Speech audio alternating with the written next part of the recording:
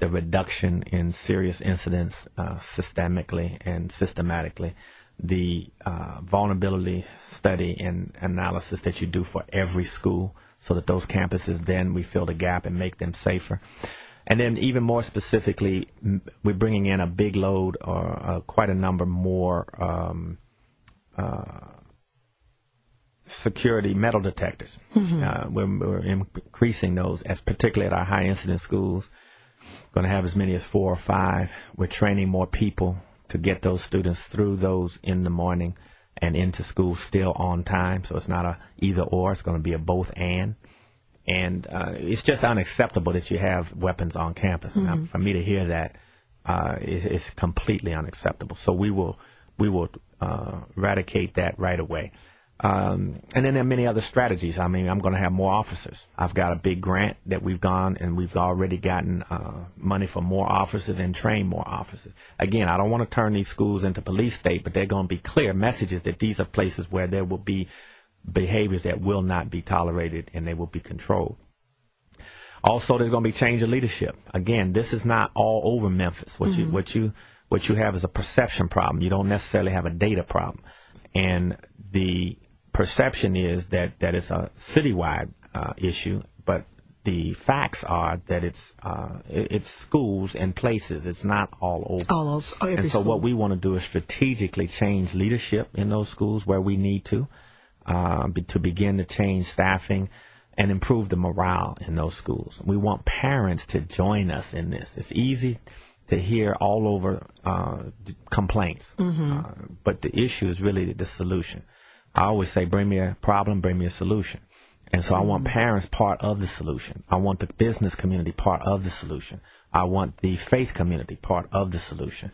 The city part of the solution. And so working together, these young people can be redirected, those that are causing a lot of the perception issues, and they can be retaught. And that's what it's about. Right now, what they're learning isn't what we want them to learn. Okay. But we can change that, and we're going to bolster the curriculum, change the curriculum, bring more bring more elements into the curriculum that deal with character and personal responsibility.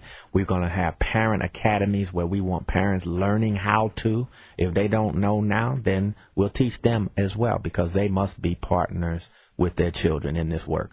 You and I both have children, and we know what it takes and what it involves. It's a relentless, persistent effort throughout their development. So I'm excited. We're going to bring Dad's Club. I got Dad's Clubs. I've got the faith community involved. I got proxy moms, proxy dads for boys and girls. We know our young male population is fragile. It's been fragile for a long time in a lot of places. But we're finding more and more young girls who, if they're not in families with role models to be strong, then that becomes a cycle for them as well. We got to break this generational cycle of poverty. We have all of the elements, again, in Memphis to do it. I've never seen such a caring group of citizens from all segments of our citizenry here.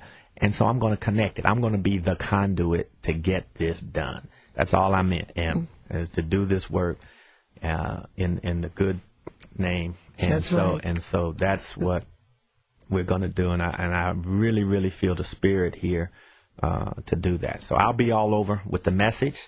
Great. And then I'm going to align my staff. I'm going to be because I know it, Dr. Cash, and any person coming into a new job, and it's okay that usually that person will bring some of their own people in, and I'm sure, like you mentioned, your security, you will probably have other people in administrative that you bring your own folks in, and that's understandable. There'll be a few folks. There won't be a whole lot. There won't be a massive overturn of folks. We have good people. What they need, quite frankly, is some clear, strong, accountable leadership where everybody feels the edge. You've got a lot of good teachers, great teachers. Oh, yes. You've got a lot of good principals, great principals. You have a lot of staff on Avery that are dedicated and committed. But those who aren't performing, or those folks who need to get a little light under them, they're gonna feel the edge in this administration. Good. And so there will be a couple of changes in that regard. But overall, we'll keep the integrity of the organization, but we'll start to be more efficient and we'll start to be better aligned to the work, and everybody working on the same page. I'm going to do one last question because I know my listeners, they want to get you before you have to get out of here, I know. But this last question, two last questions from me, is that will you visit every school to talk to those faculties within the Memphis City Schools? To get a kind of talk to each school? Will you be going to each school to kind of see what they're doing and talking to each principal and those teachers in there? Will you be doing something like that? Well, we've got 186 schools. Right. So the pledge is that in the first 2 years, I'm going to get to at least 100 schools. Okay. That's the pledge. And then within the time, and I hope to be here a good while. This takes time. Yes, it does. To do it right and to get it to where we want it to be. But certainly the pledge is to consistently be visiting schools and being diverse about it all over the county. And I want that to be part of my weekly agenda. So yes, that's a pledge. But to get to all of them soon, of course, that's not logistically possible. But they can absolutely expect to see me, and I think equally as important, the staff on Avery is going to be out in the schools on a regular basis. Good. We will see them as well. Good. Last question from Bev Johnson. What do you think of our mayor, Dr. W.D. Herenton? I understand you've met with him. I liked him. I had a good meeting with him.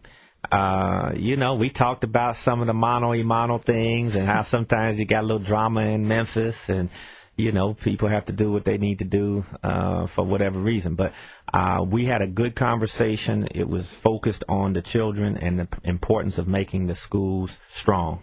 And he pledged that he wanted to see the schools successful and therefore me successful. But we both agreed that this is not about personalities. This is about the work and our children, and anything we can do together to make that happen for our communities and for our young people and for our parents, then we'll do it. Sounds good. Going to our phone lines this morning. Just tuned in. You're listening to the Bev Johnson Show, WDIA. Our guest this morning is the new City School Superintendent, Dr. Kriner Cash. Good morning to you, Donna. Hi.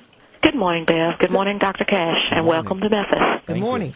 I have a question. You've answered some of them, but my question was, what immediate changes will we see, with this when school starts? And you've touched on some of them, and I would hang up and listen, but I want to know, are there any immediate changes that we'll see in the first few weeks of the opening of school day?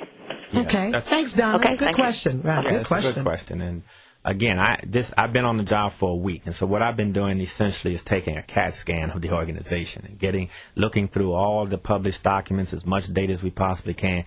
And what I can tell you early on is you're going to see a streamlining of the organization. You're going to see some staffing moves that you haven't seen before in terms of leadership in some of these schools, so that we can make sure that the perception there starts to change. And the data there starts to change in terms of student achievement, student discipline, and staff morale in some schools. Again, it's a handful of them, but it has to happen. You're going to see much greater accountability throughout the organization with performance contracts in most of our administrative contracts now. I'm going to have clear, measurable targets for each of these administrators, and they're going to be held accountable, monitored, and evaluated against those targets. You're going to see a much richer array of professional development for our teachers so that they can continue to be strong and teach some of the additional literacies that I want to have infused into our curriculum beyond just this testing mania that we see all across the country. We have an enriched curriculum in the arts, enriched in civic and cultural awareness, and enriched in personal growth and responsibility, and enriched in terms of occupational and workforce development and job skills development. So those are some changes that you'll see right